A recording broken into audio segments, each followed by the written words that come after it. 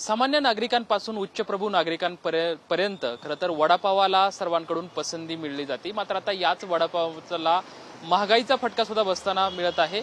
10 रुपयाचा वडापाव 15 रुपये झाला आणि आता 15 रुपयाचा वडापाव थेट 20 रुपये झालेला सध्या जे चित्र आहे ते आता सर्वत्र आपल्याला पाहायला मिळत आहे। एकंदरीतच गॅस असेल, डिझेल, पेट्रोल असेल, या सर्वांचे भाव जे आहेत ते वाढताना मिळत आहेत। खाद्यपदार्थाचे सुद्धा भाव वाढत आहेत, कारण की कच्च्या तेलाचे जे भाव आहेत ते सध्या मोठ्या प्रमाणात वाढताना दिसत आहेत आणि यामुळेचा याचा थेट परिणाम सध्या बेकरी प्रोडक्ट असेल किंवा पावावरती सुद्धा होत आहेत। पावामध्ये सुद्धा 10% वाढ जी आहे ती सध्या झालेली आहे आणि आता याचा थेट परिणाम वडापाव खाणाऱ्यांना सुद्धा खिशाला फटका बसणार आहे।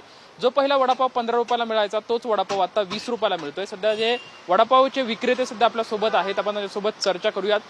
काका, काय सध्या वडापावचा तुमचा भाव आहे? कशी परिस्थिती सध्या वडापावच्या किमतीमध्ये? आता 18 रुपयाचे विकत होते दादा, आता 20 रुपये 4 महिन्यापासून झालं।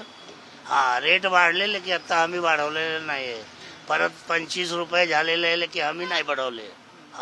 आपले पुराणेच रेट जे 4 महिने पहिले होतं ते आता आहे। आता ही महागाई का वाढते, कशामुळे? गॅसचे 1000 रुपये वाढले दादा। 1600चे गॅस आता 3300 रुपये झाले, तरी पण आम्ही रेट नाही वाढवलं। आता परत मग परत वाढवता, गॅसचे वाढले, बेसनचे वाढले, तेलाची 1800चे 2500 झाले, तरी पण आम्ही रेट नाही वाढवलेले।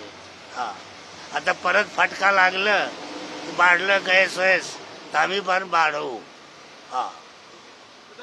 एकंदरीत बघू शकतो की विक्रेत्यांचं म्हणणं आहे की कच्च्या तेलाचे भाव वाढलेत, गॅसचे भाव वाढलेत आणि याच्यामुळेच आम्ही सध्या जे आमचे वडापाव आहे त्या वडापावाचे सुद्धा भाव जे आहे ते सध्या वाढताना आपला सर्वत्र पाहायला चित्र जे आहे ते मिळत आहे। एकंदरीत आता वडापाव खाताना जे नागरिक आहेत त्यांच्या खिशाला फटका सुद्धा बसणार असं चित्र सध्या आता एकंदरीत आपल्याला पाहायला मिळत आहे। कॅमेरामॅन विकी चव्हाण सोबत लक्ष्मण जाधव, TVNN मराठी, पुणे।